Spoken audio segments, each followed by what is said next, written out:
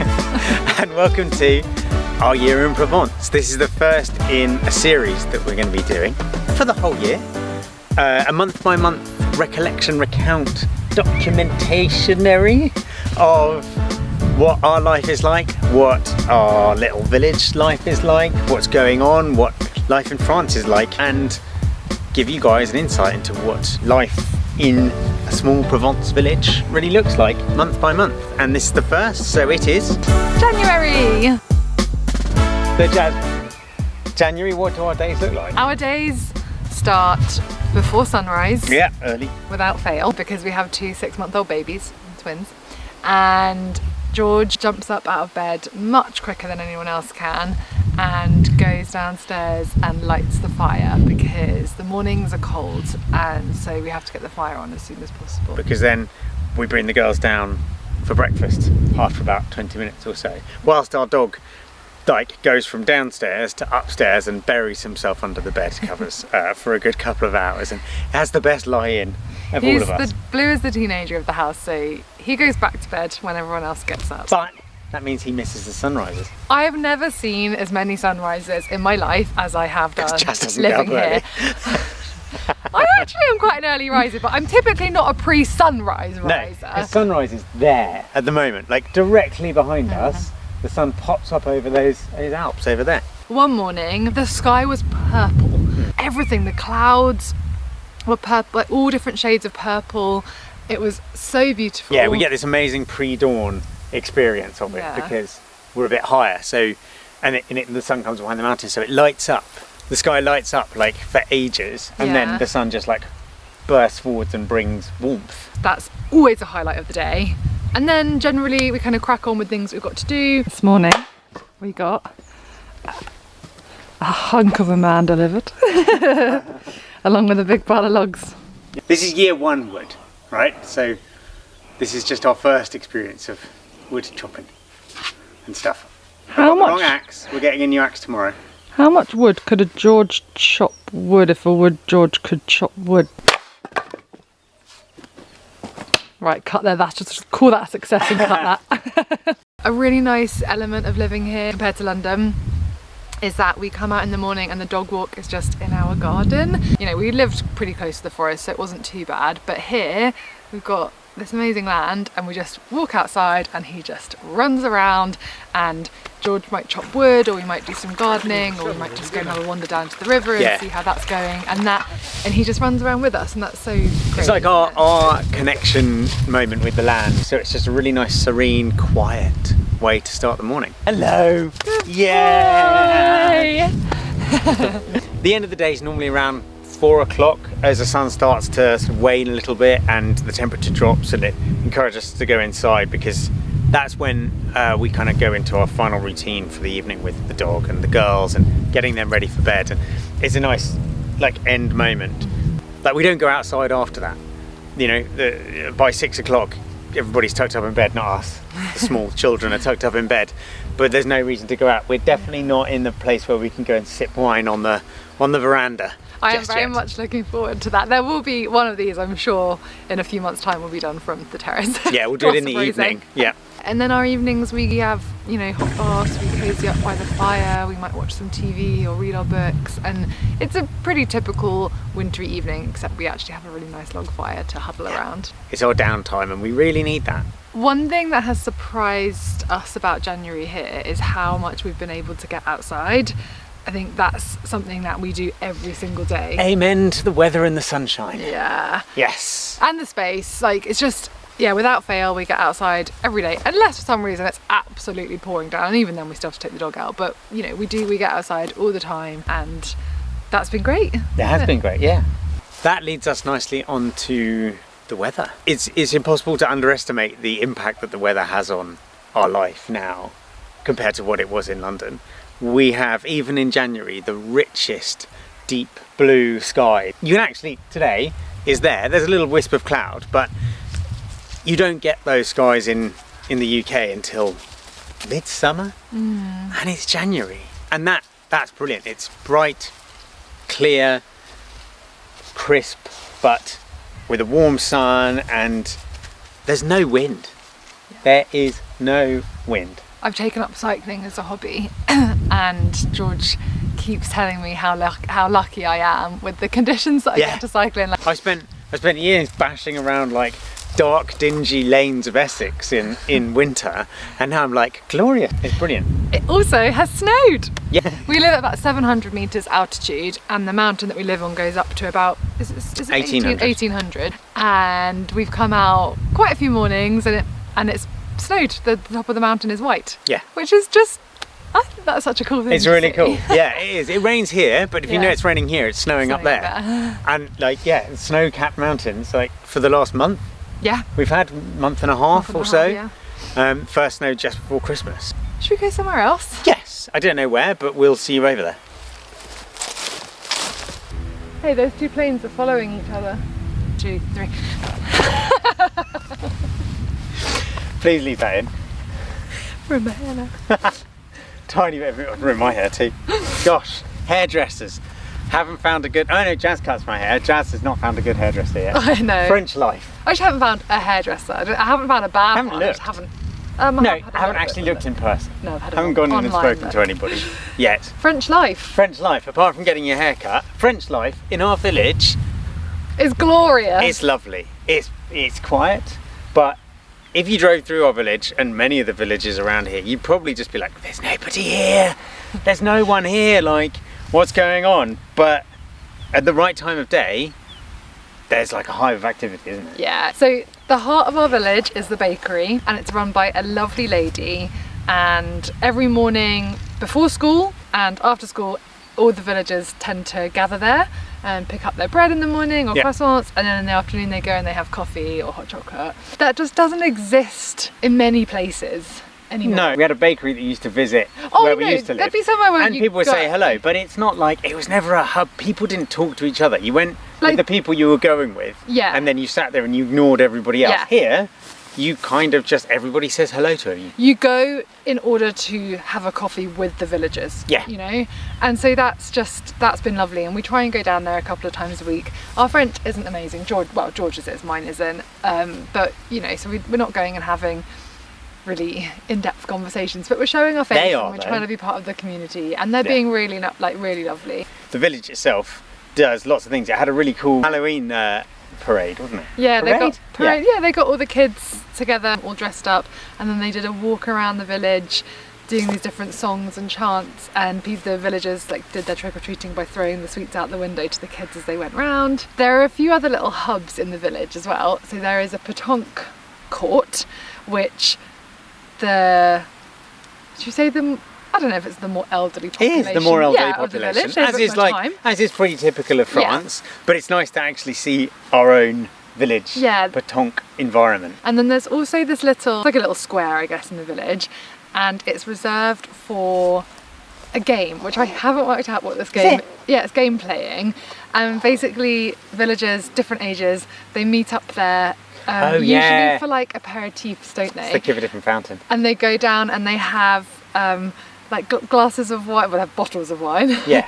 Drinks, snacks, and they play this game just there. On the street corner. And it's so next to a little water source. Yeah. It's really cool. Even in winter, they're like huddled up in their jackets at night. Yeah. It gets dark and they're still playing. Like Christmas Eve when we were walking around, there were people there. Yeah. Has anything surprised us about life in France, rural France? I'd say yes. Here, the hunting, definitely. What the hunting means to the community, how many people do it, and how close it gets. We have 3 acres. We span a ravine and a river, and we've seen hunts cross our land. It's a valley. You hear a shot ring out, and you have no idea where it is, but it's normally quite close.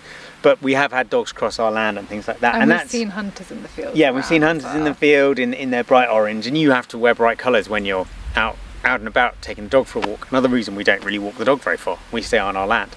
It's an important part of of the culture around here, especially the hunting for wild boar. And we saw our first one the other day, actually, didn't we? Ran in front of the car. We've got to get used to it, I think. There's very little you can do about it. You kind of accept it as part of French rural life, and I'd say we're much more used to it now than we were 3 months ago. Yeah, like I think honestly, for most people who haven't grown up somewhere where hunting is a sort of commonplace sport, hearing gunshots is really rare. Yeah. Hopefully is really rare. So moving somewhere and even just hearing that sound is quite like, whoa, okay. It's unnerving. That's unnerving, yeah. I think for us it's just the safety of our kids and our dog on our land. That's where any concern about hunting comes from for us, is just safety for the kids and the dog on our land, because they do have the right to cross the land. And so we've got a few years until the kids are really running free here, but that's something that we kind of need to understand and look into. Yeah. New background. What have we been up to in January? We have been I was thinking, we've been skiing. We have been skiing, yeah. Which was one of the reasons why we chose to live here in particular, because we get the beautiful weather of Provence, but we are only about an hour and a half to 2 hours away from ski resorts. Yes. Which we love. It's a hobby with George. Like, George is a boarder, I'm a skier. The kids will be cooler. whatever they decide. And yeah, so we went away for a week to a resort about 2.5 hours from here, and it was amazing. It's gorgeous. We took the grandparents, so we had excellent childcare, and we managed to get out for a couple of days of skiing ourselves. And like, anybody that has kids will know that grandparents are excellent babysitters, but Jazz's parents are amazing, and they gave us some wonderful free time to go and like frolic down the mountain. Basically, it was great.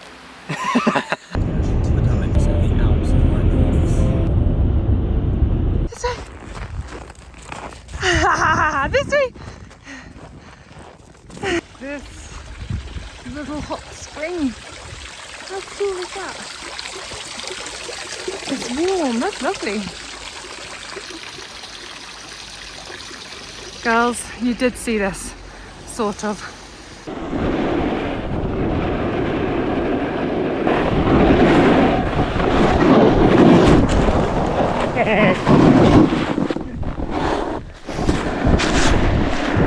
Lovely.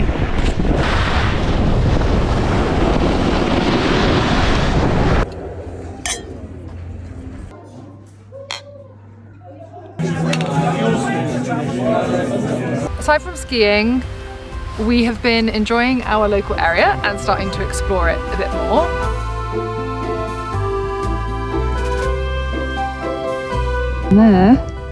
There's more one too. So we've been to a few different towns and villages near us, and the great thing about January is that you can get in anywhere because the tourists aren't here yet.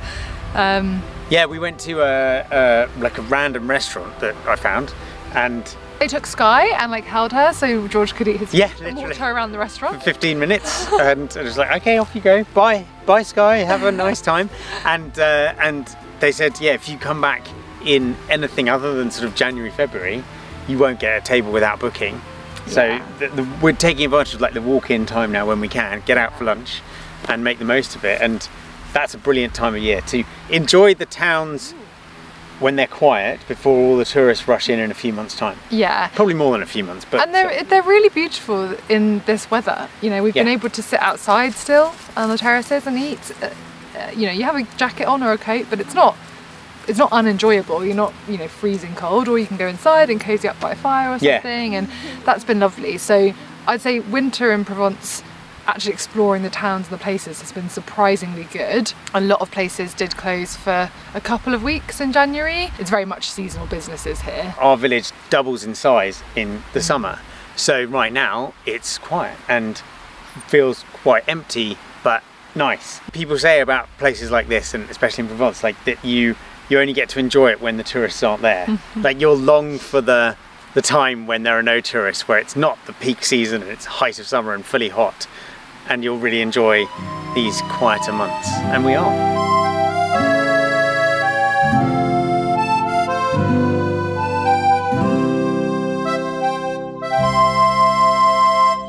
I've taken up a new hobby, which is cycling.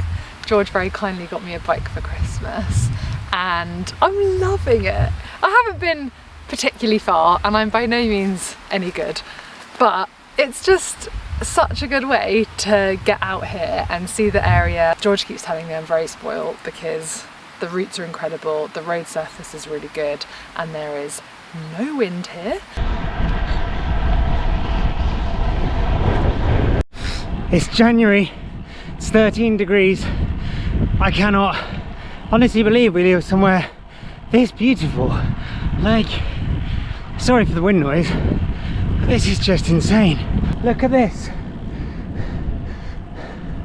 Beyond those trees, the Alps, starting with snows on them. Snow. January. Anybody that likes cycling or outdoor sports and still lives in England, you don't know what you're missing. January alpine climbs on our doorstep. I'm speechless. We literally live on like a guided bike tour route, as in there's signposts all around it. It's people come here and it's one of those routes where you go on holidays, like, is there anywhere to cycle? And they say, yes, take this route and this loop, and we live on like areas of that. And the Tour de Provence is coming past in a couple of days, next month. Yes. And that's just going just down the road from us, so we'll try and see that at the beginning, the middle and the end of that stage. It's a great way to start like getting Jazz up to speed with cycling, because I really want to take the girls out on the bikes as soon as possible, like take them along with us when they're a little bit older, but for now we can run with them actually. Yeah, we've been running with the double buggy. Again, just the roads are really quiet here. Yesterday we did 10 kilometers with them, which was, well, I found it quite challenging. It was challenging because it goes downhill and up. We live on the side of a mountain. It goes downhill and uphill. If you go down on the way out, you've got to go uphill on the way back. And they're not light. The double buggy isn't light. So that was challenging but really good, and we have been like running into the village and going to the bakery in the morning with them and stuff. So and we're the weird English people in Lycra who turn up. Someone yesterday drove past and they stopped and they were like, do you need help? Are you doing sport or do you need help? We're like, no, it's fine. It's like, okay. I had to say Lycra, obviously we're doing sport. Bright clothes, bright colours. When we go into the village with the girls, they are little celebrities. Like the villagers love them. It's just so cute, and they're so good with them, and they all want to like hold them and give them cuddles. One other exciting thing that we have happening this month, just squeezing in for the last few days, is we have our first friends coming to visit. Not family, friends. Not family, we had lots of family out, which has been lovely. But yeah, we have friends coming, and like our life is quite a departure from our friends' lifestyles. We have lots of friends who live in London, and so they are living, quite a city life.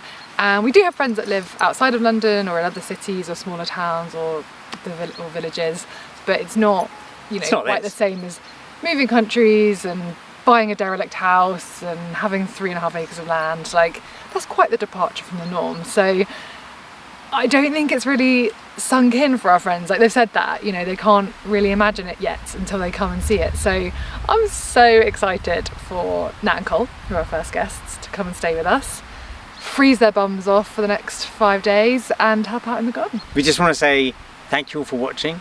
Thank you for liking. For those of you subscribed, amazing. For those of you who haven't, please click that little button that says subscribe, ring the bell, and you'll get notifications from all of our videos, our renovation stuff, or these monthly vlogs. Yeah, we'll be releasing these at the end of each month for this whole year. So I hope you enjoy them, and if you've got any questions about life in Provence, let us know. Put them in the comments. Thank you. Bye. Bye.